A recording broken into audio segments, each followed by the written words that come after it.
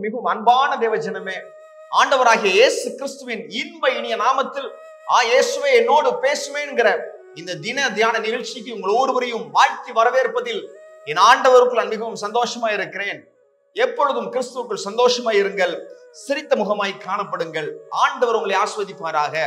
நம் ஆண்டவருடைய நல்ல வசனத்தை பார்ப்போம் வாருங்கள். சங்கீதம் 118:23. அது கர்த்தராலே ஆயிற்று, அது நம்முடைய கண்களுக்கு ஆச்சரியமாய் இருக்கிறது. ஆண்டவர் சொல்றாரு, என் வாழ்க்கையில நான் இப்படியே தான் இருப்பேன்னு சொல்லிட்டு இருக்கிறீங்க. ஆண்டவர் சொல்றாரு, அவங்க என்ன மறந்துட்டாங்க, நான் ஒருத்தன் இருக்கேங்கிறதே அவங்க மறந்துட்டாங்க. ஆண்டவர் சொல்றாரு, உங்க வாழ்க்கையில நடக்க போகிற நல்ல காரியம் கர்த்தராலே ஆகும். அதை பார்க்கிற ஜனங்கள் சொல்லுவாங்க, இதெல்லாம் ஆச்சரியமா இருக்குது, இவனா அப்படின்னு சொல்ல போறாங்க உங்களை பார்த்து. ஹல்லேலூயா. எஸ். அப்போஸ்தலர் நடபடிகள் 9:20-21. தாமதமின்றி கிறிஸ்து தேவனுடைய குமாரன் என்று ஆலயங்களிலே பிரசங்கித்தான். கேட்டவர்கள் எல்லாரும் ஆச்சரியப்பட்டு எருசலேமில் இந்த நாமத்தை தொழுது கொள்கிறவர்களை நாசமாக்கி இங்கேயும் அப்படிப்பட்டவர்களை கிட்டி பிரதான ஆசாரியரிடத்தில் கொண்டு போகும்படி வந்தவன் இவன் அல்லவா என்றார்கள். சொல்றாங்க, பவுல் ஒரு காலத்துல சபைகளை துன்பப்படுத்தின ஒரு மனுஷன். அவர் இப்பொழுது இயேசு கிறிஸ்து தேவன் பிரசங்கம் பண்ணிட்டு இருக்காரு. அதை பார்க்கிறவங்க எல்லாம் என்ன செஞ்சாங்களாம்? ஆச்சரியப்பட்டார்கள். இவன் இந்த இயேசுங்கிற நாமத்துக்கு அகைன்ஸ்டா ஒர்க் பண்ணவனே, இவன் அந்த நாமத்துக்கு யாரெல்லாம் பிரீச் பண்ணாங்களோ அவங்கள கல்லூரிக்கு எரிஞ்சவன் இவன் தானே, அடிப்பானை போட்டு எல்லாரையும் இவன் இயேசு நாமத்தை பிரசங்கிக்கிறானே. ஆச்சரியப்படுறாங்க. ஆண்டவர் சொல்றாரு, உங்க வீக் பாயிண்ட்ஸ் தான் உங்க ஸ்ட்ராங் பாயிண்ட்ஸா மாற போகிறது. உங்கள் பலவீனமான பகுதி உங்களுடைய பலமுள்ள பகுதியாய் மாறப்போகுதுன்னு ஆண்டவர் சொல்றாரு. கவனமாய் கவனிங்கள்.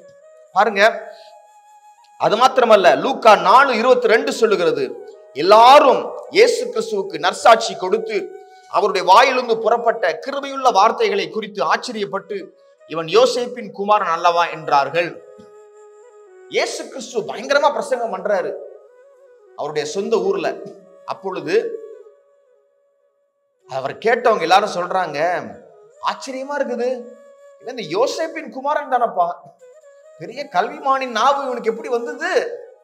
ஆச்சரியம், பயங்கரம். சொல்ற வசனம் எல்லாம் பயங்கரமா இருக்குது. இந்த யோசேப்பும் மரியாளும் பாவம், ஒரு மூலையில யாருக்கும் தெரியாம பாம்போட வாழ்றவங்க. அவங்களுடைய மகன் என்ன போடு போடுறான் பாரு. ஹல்லேலூயா. அவர் யோசேப்பின் குமாரன் என்பதனால் அல்ல, அவர் தேவகுமாரன் என்பதனால் நடந்தது. ஒருவன் மறுபடியும் பிறக்கும் பொழுது கிறிஸ்துவின் வித்து அவனுக்குள்ளாய் காணப்படுகிறது. அவன் சாதாரணமானவன் அல்ல. ஹல்லேலூயா. நான் என் பெற்றோருக்கு சொந்தமானவன் தான், பட் அவங்க உரிமை கொண்டாட முடியாத ஒரு லெவலுக்கு மிஞ்சி. ஹல்லேலூயா. நான் யாருடைய சொத்து என்றால், அலெக்ஸ் ஜோசப் என்கிற ஒரு மனுஷன் ஆண்டவராகிய இயேசு கிறிஸ்துவின் சொத்து. ஹல்லேலூயா. அப்பொழுது நான் பேசுகிற வார்த்தை என்னுடைய மூதாதையர் மாதிரி இருக்கிறது. ஹல்லேலூயா. நான் கிறிஸ்துவோடு வாழுகிறவன், அவருடைய வித்து எனக்குள்ளாய் காணப்படுகிறது. அப்பொழுது நான் பேசுகிற வார்த்தைகள் இயேசு கிறிஸ்துவின் வார்த்தைகளாக இருக்கும். ஹல்லேலூயா. பாருங்க, அவர் என் மூலமாக பேசுகிறார் உள்ள இருந்து. ஆமா, பாருங்க, உங்க வாழ்க்கையில ஆண்டவர் செய்கிற கிரியைகள் பயங்கரமா இருக்கும். அவங்க சொல்லுவாங்க, இவன் எப்படி இப்படி வந்தான், இவன் சாதாரண விவசாயியோட பையன் தானே, இவ்வளவு பெரிய அரமனை மாதிரி ஒரு ஹோட்டல் கட்டியிருக்கான், இப்படி ஒரு இது போட்டிருக்கான், எப்படி முடிஞ்சது? ஏன்னா கர்த்தர் என்னோடு இருக்கிறார், நான் தேவனுடைய குமாரன். ஹல்லேலூயா. இயேசு கிறிஸ்து தேவனுடைய குமாரன் எனக்குள்ள இருக்கிறதுனால நானும் தேவனுடைய குமாரன் தான். ஹல்லேலூயா. அப்படி சொல்ல போறீங்க. ஹல்லேலூயா. பாருங்க, அப்போஸ்தலர் நடபடிகள் 2:4. அவர்கள் எல்லாரும் பரிசுத்த ஆவியினாலே நிரப்பப்பட்டு ஆவியானவர் தங்களுக்கு தந்தருளின வரத்தின்படியே வெவ்வேறு பாஷைகளிலே பேசத் தொடங்கினார்கள். ஆதி அப்போஸ்தலர்கள் அந்நிய பாஷையை பேசுறாங்க, பயங்கரமா பேசுறாங்க.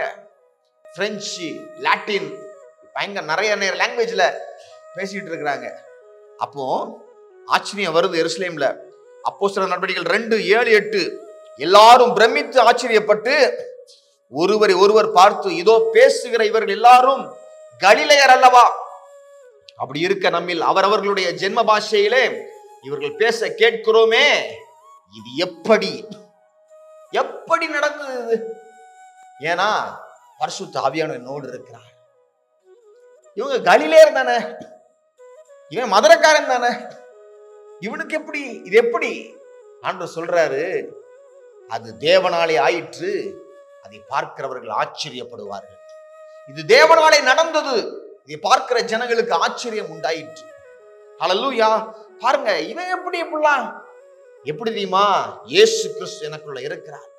இவன் தாய் தகப்பனால கைவிடப்பட்டவன் தானே. ஆமா, அவங்க கைவிட்டாங்க, இயேசு கிறிஸ்து தூக்கி எடுத்தார். ஹல்லேலூயா.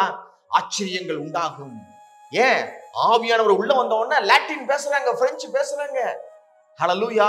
பரிசுத்த ஆவியானவர் உங்களோடு இருந்தா உங்களால எல்லாம் செய்ய முடியும். என்னை பலப்படுத்துகிற கிறிஸ்துவினாலே எல்லாவற்றையும் செய்ய எனக்கு பலன் உண்டு. ஹல்லேலூயா. எல்லாம் ஆச்சரியப்படுறாங்க. கலிலேயர்கள் எவ்வளவு லாங்குவேஜ் பேசுறாங்கப்பா. ஏன் பேசுறாங்கன்னா பரிசுத்த ஆவியானவர் அவங்களுக்கு வந்து விட்டார். ஹல்லேலூயா. ஆவியானவர் எனக்குள்ளே வல்லமையான கிரியைகளை செய்கிறார். பாருங்க, அது மாத்திரமல்ல, நியாயாதிபதிகள் 16:5 சொல்லுகிறது, அவளிடத்திற்கு பெலிஸ்தரின் அதிபதிகள் போய், நீ அவனை நயம் பண்ணி அவனுடைய மகாபலம் எதினாலே உண்டாயிருக்கிறது என்றும், நாங்கள் அவனை கட்டி சிறுமைப்படுத்துகிறதற்கு எதினாலே அவனை மேற்கொள்ளலாம் என்றும் அறிந்து கொள்.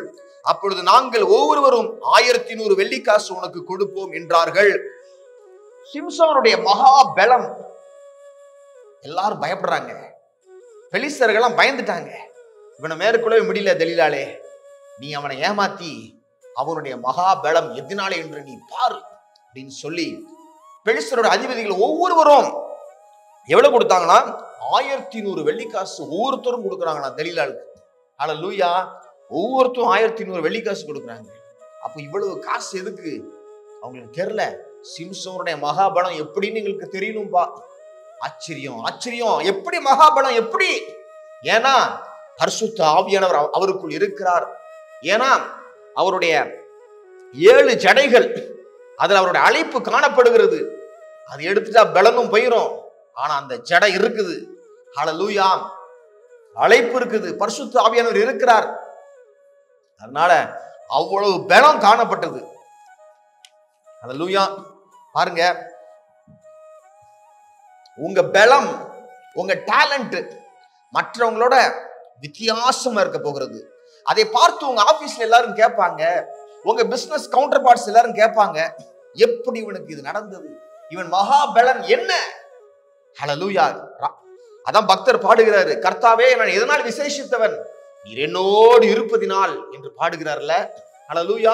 பாருங்க, கர்த்தர் என்னோடு இருக்கிறார், நான் விசேஷமானவன். ஹல்லேலூயா. ஆமா, என் பழைய வாழ்க்கை எப்படியோ, நான் சவுல் அப்ப இருந்தேன், இப்ப நான் பவுலா மாறிட்டேன் அப்படின்னு சொல்றாரு. இயேசு கிறிஸ்து தேவனுடைய குமாரன் என்பதனால தான் செஞ்சாரு. யோசேப்பின் குமாரன் என்று அவர் அழைக்கப்படவே இல்லை. ஹல்லேலூயா. அழைக்கப்படக்கூடாது. ஹல்லேலூயா. பாருங்க, அது மாத்திரமல்ல, சிம்சோனுடைய பலன் அவருடைய அழைப்பில் இருந்தது. ஹல்லேலூயா. ஆமா, பரிசுத்த ஆவியானவர் நம்மகிட்ட இருந்தாருன்னா அந்நிய பாஷை பேசுவோம், எல்லாரும் ஆச்சரியப்படுவாங்க, நம்மளால எல்லாம் செய்ய முடியும். ஹல்லேலூயா. உங்களை குறிச்சி ஆச்சரியங்கள் உண்டாகும், அதிசயமா பார்ப்பாங்க எப்படி முடிந்தது என்று. வர நாட்களை நாம் ஜெபிப்போம். ஆண்டவரே, உங்களுடைய வசனங்களை கூறியிருக்கிறேன். இந்த காலை நேரம் அவங்களுக்கு ஆசீர்வாதமா இருக்கட்டும். இந்த நாள் முதற்கொண்டு அவங்களுக்கு கரத்தை நீங்க பிடிக்க போறீங்க. ஆச்சரியமான பாதையில நடத்த போவதாய் கூறுகிறேன். அதிசயங்களை நான் காண பண்ணுவேன். ஹல்லேலூயா. நான் நேற்றும் இன்றும் என்றும் மாறாத கர்த்தர் என்று சொல்றீங்கப்பா. அவர் கண்களினால் ஆச்சரியங்களை காண்பார்கள், எல்லாரும் இவங்களை குறித்து ஆச்சரியப்படுவாங்கன்னு சொல்றீங்க ஆண்டவரே. கர்த்தர் மாற்றங்களை கட்டிடுவதற்காக உங்களுக்கு நன்றி. நன்றி ஆண்டவரே. நன்றி செலுத்தி இந்த ஜெபத்தை எங்கள் நண்பர் இயேசு கிறிஸ்துவின் நல்ல நாமத்தில் ஏறெடுக்கிறோம் எங்கள் வல்ல பிதாவே. ஆமென், ஆமென்.